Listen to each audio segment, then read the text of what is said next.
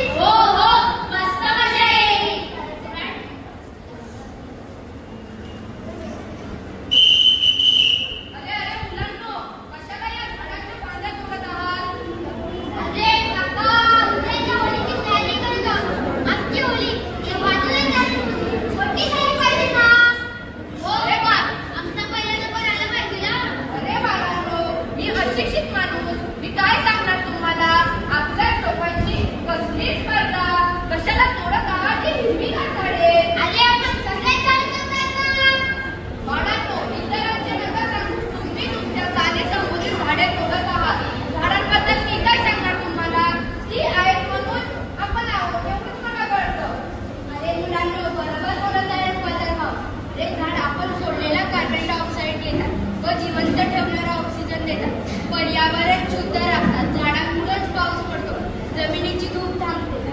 अरे, होळी हा खरा आनंदाचा सण आहे.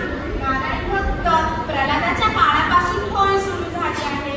आगीमध्ये राक्षसी होलिकेच्या मांडीवर बसलेले भक्त प्रल्हाद वाचले, पण होलिका जळून खाक झाली.